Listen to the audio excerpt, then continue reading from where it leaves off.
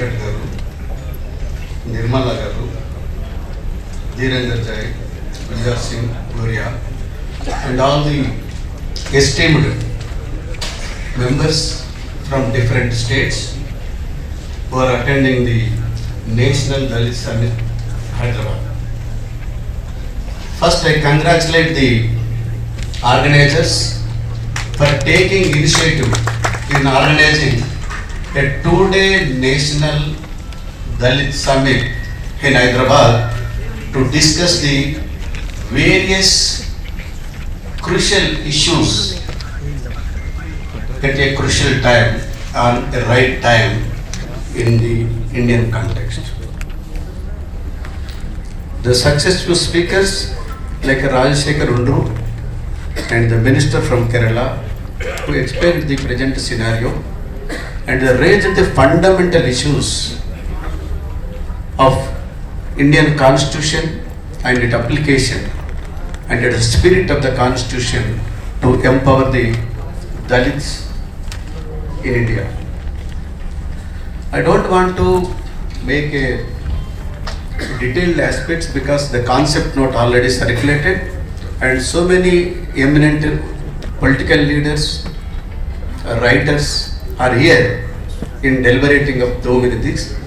This summit, as recollecting, as said, the Bhopal Declaration or Arjan Samiti, even before that, what the Ambedkar has conducted, so many seminars or sadhas like this. I hope definitely this type of deliberations will help us to understand the crucial issues of Dalits who have been suffering generations, and it will help the policy makers to develop the policies to empower the people are concerned. I want to focus on a couple of issues with regard to the higher education in India, because education also one of the important aspects as the reservations in education institutions, how it is providing the reservations access to the marginalized sections, and how it is helping affordability, and how this system providing a quality education to the Dalits, and how it is helping providing or making a Dalit students to become employable, and so many other things. Keeping this into our mind, definitely we have to go to the Indian Constitution and society. The conflict between the whole process and journey, we can see that we have a wonderful constitution which is abolished the untouchability, which has been speaking about the liberty, equality, fraternity and so many other things, including fundamental rights and directive principles. Why we are not able to providing a single aspect to fulfill after 75 years or 73 years of Indian Constitution, our Indian independence. So the basic thing is the modernity and the traditions, the religious practices, the caste system and the Indian constitutions.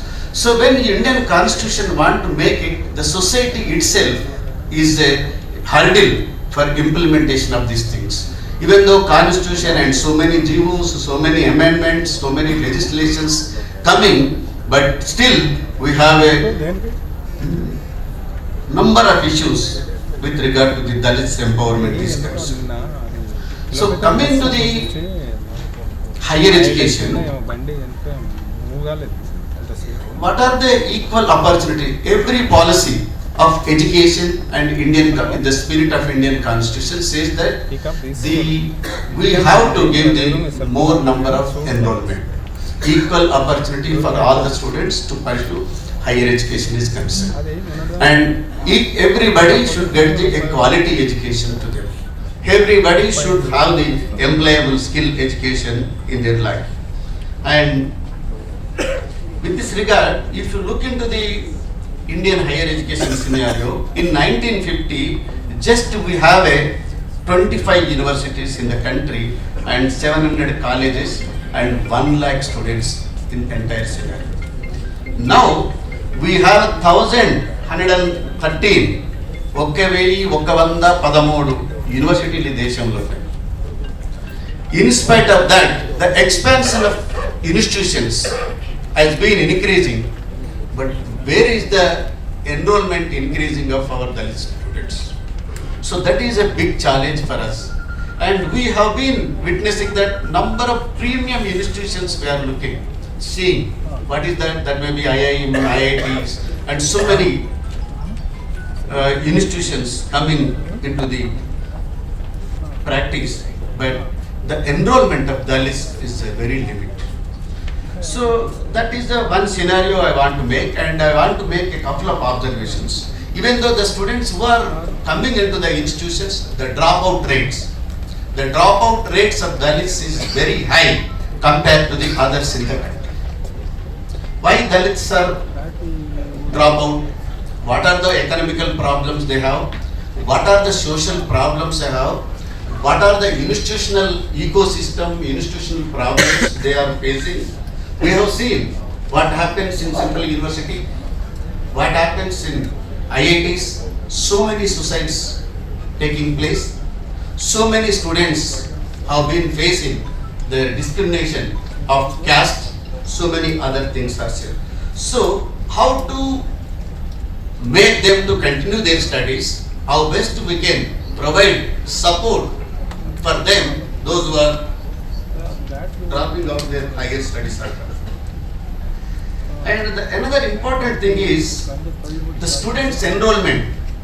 Even though who are coming into the institution, the big barrier, the difference is that the students in the science and mathematics or engineering, computer science is very low compared to other courses.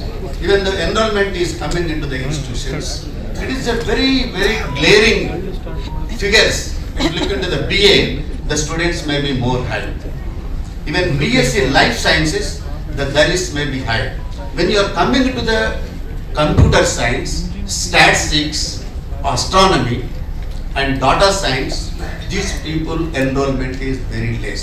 Even though those who are coming into these streams, the science, engineering, mathematics streams, they are unable to continue to further. So how we can understand this problem and how to make them to continue their studies is one of the important things we have to look into this. So every policy says accessible, every policy says affordability, every policy says about the quality, every policies all are focusing on various empowerment measures, from 2020 National Education Policy to going back to the Kothari Commission report and earlier National Education Policy of 1986 also focusing, but still we have the problems in this area. The enrollment figures, if you look into the countrywide, we have 27.3 gross enrollment ratio in the country, and the Telangana, we have the policies, and I will come to one important conclusion, how this enrollment can be encouraged, how access can be provided, and as Rajshekhar sir said, the scenario of this tribal and Dalit Act, which has come into the Dalit Development Act, that impact we can see in the figures of this enrollment is concerned. One is the gross enrollment ratio. The gross enrollment ratio of the country is 27.3, whereas Telangana gross enrollment ratio is 39.1. The male gross enrollment ratio in the country is 26.7, whereas Telangana is 37.4. And very interesting thing, if you look into the male and female, at the Government of India level 23.1, whereas Government of Telangana is 35.4. The another interesting thing I want to mention here is that the female gross enrollment ratio of Dalits, that is also very, very interesting. the female gross enrollment ratio in Telangana is 39.3, whereas Government of India is very less, that is 23.9. So, not all of this, when general women enrollment in Telangana is 14.3, whereas the Government of India is only 23.9. The comparison why I am saying is, the government policies, if you have this tribal development, the contribution of our eminent Dalit activists like Lakshmaya, Kaki Madharao, Rajashekar Undru, Raghavulu Garu, Ramachandra Murthy Garu, so many supporters has made it serious deliberations, made it to make the act in the assembly. Because of that act, because of this residential institutions, particularly for the residential institutions for girls, this made a very, very significant impact in the higher education is concerned. So, this what it indicates that if you are able to make an act, argument into the policies,